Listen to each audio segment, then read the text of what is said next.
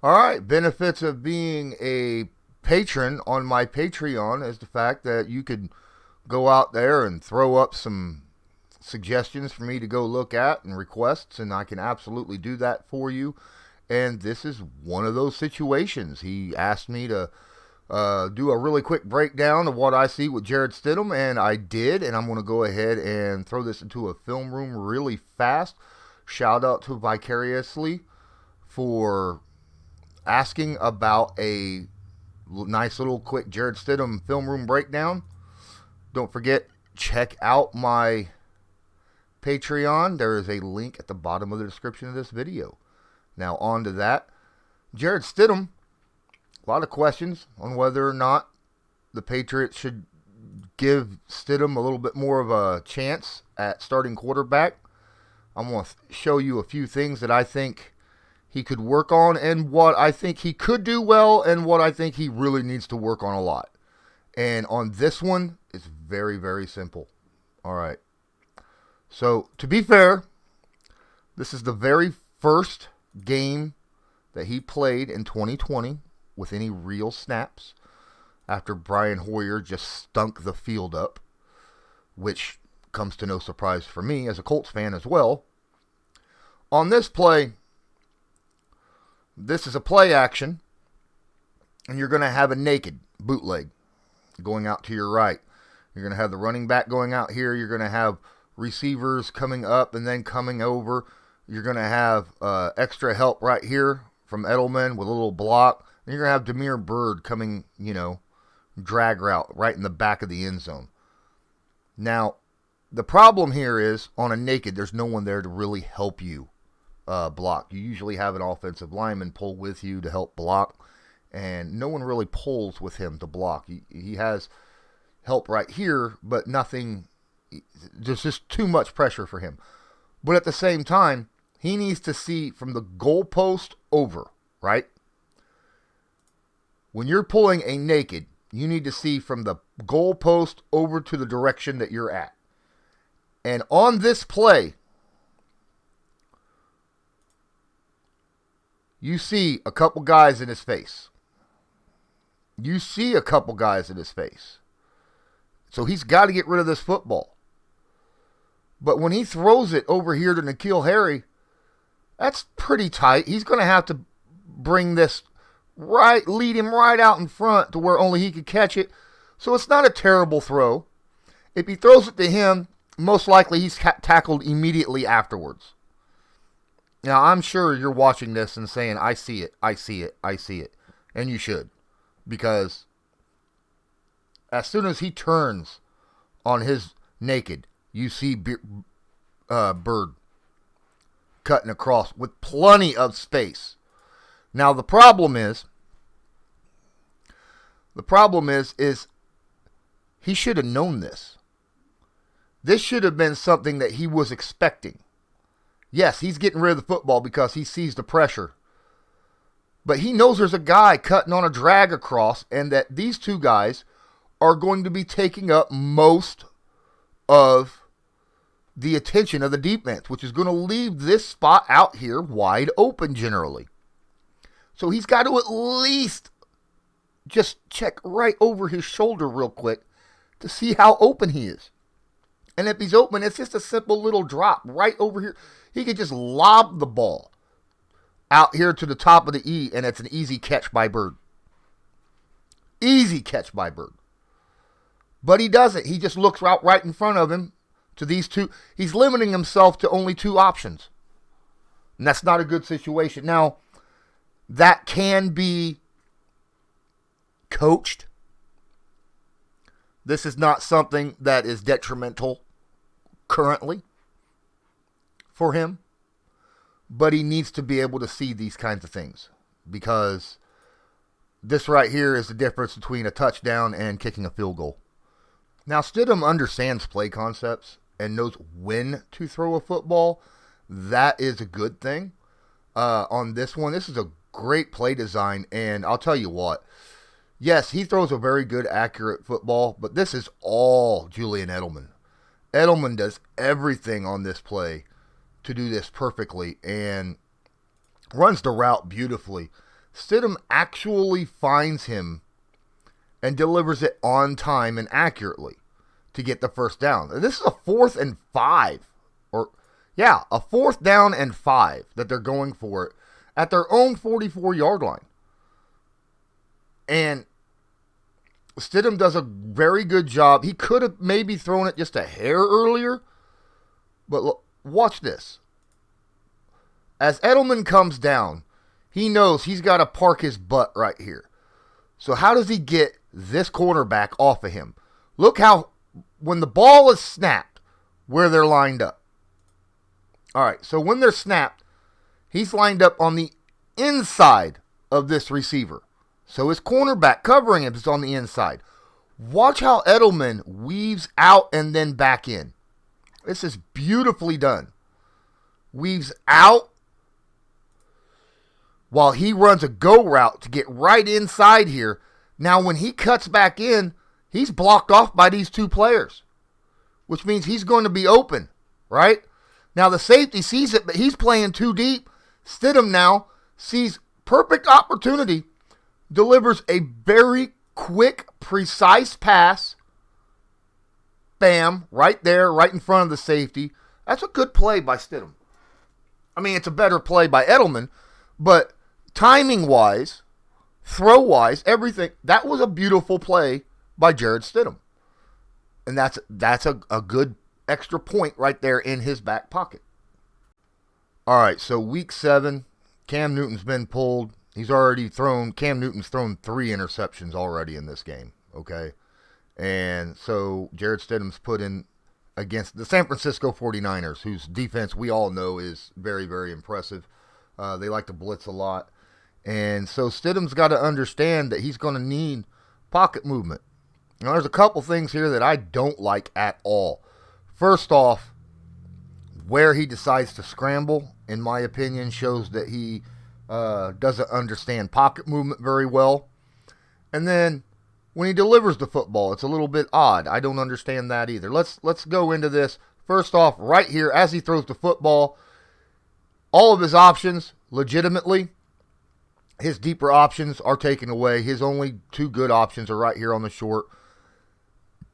And Burkhead is his number 1 guy. That's the guy he should be throwing to. He's on the move. He could catch. He could run with the football. But the pass is delivered off the mark. Burkhead has to go down to get it. Why is that? Well, it's because he did 2 things on this play, Stidham did, that has me scratching my head. First off, as usual, the San Francisco 49ers gets pass rush, right? They get pressure on him. And they only send 4 here. But if you look, Ken Law coming out to this side, right? And you got this boy coming out on this side. But look. Look where he decides to go. Now he's going to take off and run this way. Why would you do that? Why would you do that when you could legitimately, the way these guys are caught, they're being pushed out, he could just step right up into the pocket, right up in the middle, keep his shoulders and his stance proper, and be able to throw a good ball.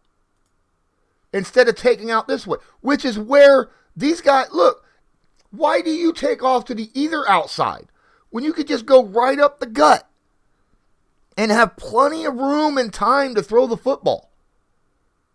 It makes no sense. That's pocket presence, not awareness. He realizes, awareness-wise, hey, I'm getting pressure. If I stand here, I'm going to get sacked. But his presence, understanding where his blocks are being performed, he should go right up here. Because now you got guys, if he'd have done that, he would have stepped up. Instead of throwing this football here, he'd have threw this football here, right? He would have been stepped up into the pocket, thrown this football. It would have been an easy little pitch and catch to Burkhead for a nice little run. Instead, you got a guy who's way over here throwing off balance, cross body. Because at this point, when he throws a football, there's only one guy who's on that side of the ball where he's not throwing cross body, and he's way down the field, down here somewhere. Okay? So at this point, he's throwing cross body no matter who he throws to other than one person. Now, the second thing I got an issue with, he leaves his feet. He jumps. Watch. He legitimately jumps to throw this football. Now, he jumps because he's got a defensive lineman in his face. He shouldn't have had a defensive lineman in his face in the first place. But, my goodness, I've seen him jump a lot when he's delivering footballs, no matter where he's throwing it at. Whether he's got someone in his face or not. That's a heck of a job by Burkhead just to catch the football. He needs to work a little bit on his pocket presence. Now, there's something that Stidham does have over Cam Newton.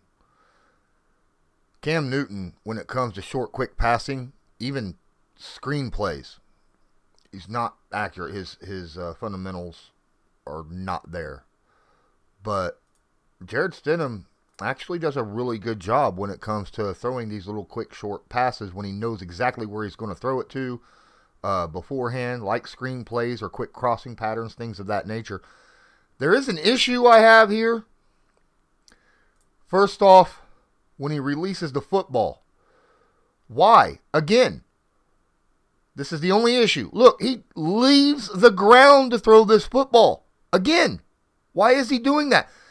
He's not trying to get it over the pass rusher. Look, the ball goes behind the blocker. Why'd he leave the ground to throw the football? That does not provide accuracy. That's going to be really tough for him to get out of. All right, I've seen a lot where he likes to leave the ground when he throws the football, even when there's no one there to try to block the pass. But the good thing is, when he delivers this football, he delivers it easy. He delivers it on target.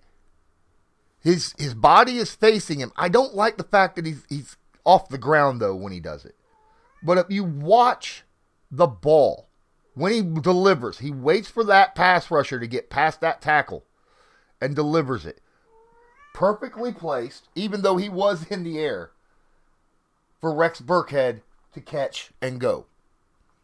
So, I think, even though he does, you gotta pardon my cat meowing behind me. Even though he does leave his feet, he still delivers a very nice ball right on time, waiting for that to develop, waiting for those offensive linemen to get out in front of the running back so that he could use them to create a play. That's a good job. I mean, it's 50-50 on this play. But, I really don't like him leaving his feet, but at the same time, his delivery was very, very nice. I will say that this play right here impressed the heck out of me. I mean, impressed the heck out of me by Stidham. Oh my goodness. Look at this. He knows he's about to get lit up on an unblocked blitz and delivers a perfect strike really quickly to the open receiver. And then at the last second, obviously, he braces himself. Watch the brace. See, he braced himself as he let it go. I don't like the fact that he braced himself as he let this football go, because that flinch, see how he tightens himself up right there and braced himself for the impact? That can affect how you throw the football. If you watch traditional quarterbacks, pocket quarterbacks, their body is loose when they get hit. Less chance of getting injured. And it also allows them to throw a more accurate pass. But this is a great pass by Stidham, even though he tensed up when he threw the football. Great pass, delivered it perfectly to the open receiver for 7 yards. That's a great play right there. I'm actually impressed. Other than the fact that he tensed up, he's got a lot of simple mechanics. This is something that probably never get fixed. Him tensing up right here, pulling his arms in, tensing up right after he throws when he gets hit. That's probably something that he'll never, ever fix, because that's a reaction that he's had throughout high school, college, all that. But the fact that he was under this kind of heat, knowing he's going to get lit up, stood in the face of it, and threw a perfectly placed football, gives you a little hope that even though he's a little bit antsy in the pocket sometimes, that he's not afraid to take that hit when he needs to. Now, this is a play that shows that Stidham is not much yet for being able to foresee how a play is going to happen, whether or not someone's going to be open on the defense that you read. On this play, he's got a guy who's open for a deep pass and doesn't see it because he's not registering the route combinations versus the defense that's being played. On this play, legitimately, the Rams are playing a zone defense. Single high safety, zone defense. And as this play develops, we're going to stop right as he's getting ready, right here, as he's throwing. Your single high is actually moving to come up here. Now, at this point, you're going to have all these guys lining up right here, right, to zone, watching the quarterback. Everybody's watching the quarterback, and they're all here. You got a man right here. You just 2 seconds. It's not like he had pressure on him. It's not like he had to get rid of this football. The offensive line was doing a good job. He could have held on to it a little bit longer. He had a chance. He could have probably stepped up into the pocket a little bit. Yes, he was coming up, but if he would have just stepped up and threw this ball out here, and he was looking in that general direction, just not at the player. Just not at the player. He wasn't covering him directly. That was his zone. Yes, he broke on the football. It looked like he was covering him, but he's not. He's in a zone. The single high safety would have been his target. He is the other guy that goes high if someone on this side goes deep. So he didn't wait long enough. He had plenty of time and instead chooses to throw the short, quick route right here to Harry, not even for a first down, right in front of a guy, right? I mean, you still got 5 yards to go. Now, that is a safe route. That's a good route. But come on. This is a situation I honestly believe. Let's go look at. Hold on. It's 1st and 10. You see that? 1st and 10. Down 24-3. 4 minutes left. You need to take those deep shots when they present themselves. And on this play, there was a deep shot. If you'd have just continued to watch what happens, on first down, take your deep shot. You throw this football out here, he's got this. But he doesn't. You have to see what kind of defense a team is playing and know the route combinations of your receivers, especially in situations like this. All right, so a downside of Jarrett Stidham, let's face it, the only team he's really had to practice against is his own team. And as if anyone follows the Patriots, they know Patriots didn't have much of a pass rush last year. And quite frankly, so he's not used to being under pressure all the time. On top of that, when he's put into games last year, it was in the fourth quarter after they're already getting trounced by another team because the other quarterback's already thrown 3 interceptions and sacked 4 times and only has 100 yards passing or something like that. So he's put in bad situations all year last year. And generally, it's against teams that blitz a lot or get good pressure, like, San Francisco, the Rams, Buffalo, who blitzes a lot, you know. So he's put in a situation where his ticker in his head is all messed up, right? And because of that, it makes him a little antsy. And it shows big time right here. Now, what I am going to say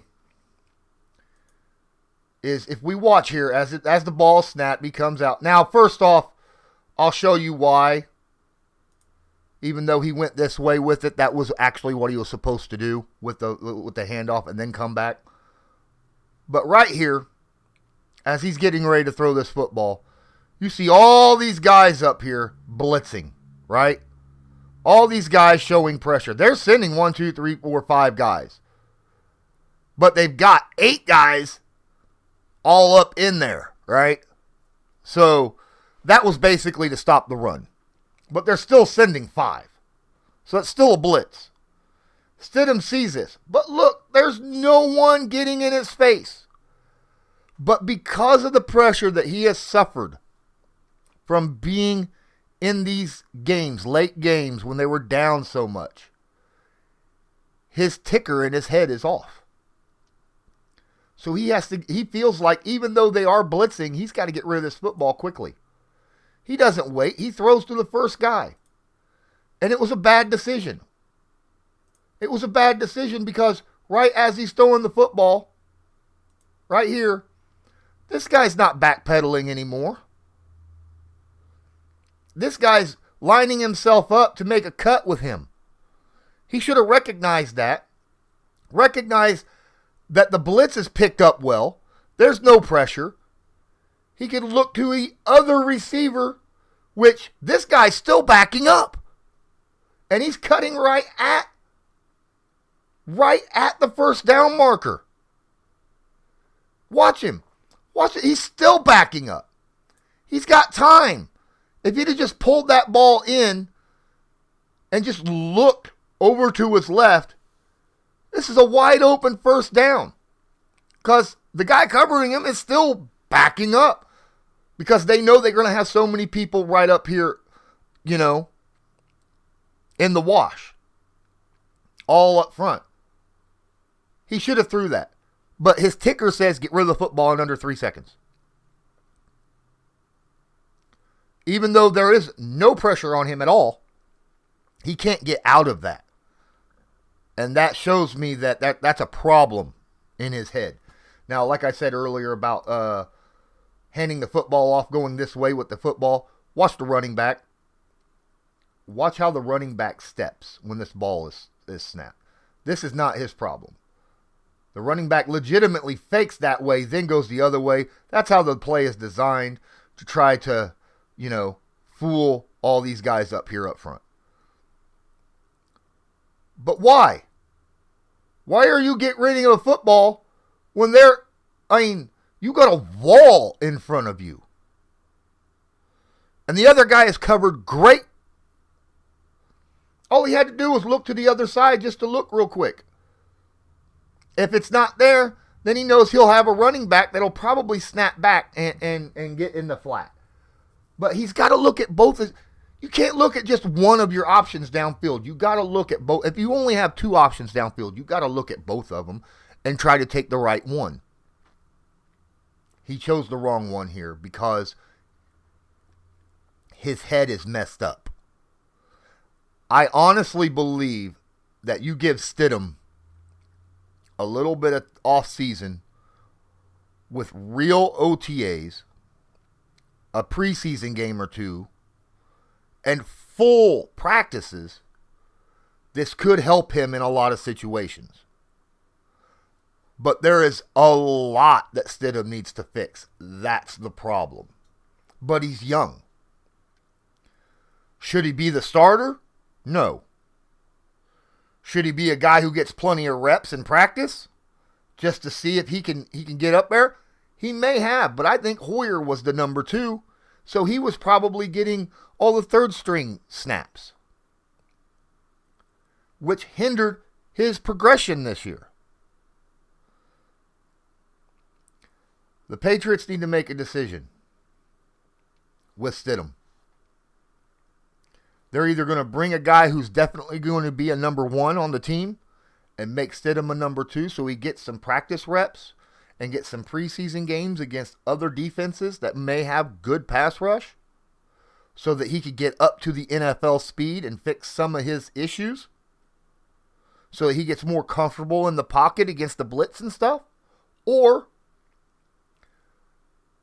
they need to move on and give him a chance elsewhere.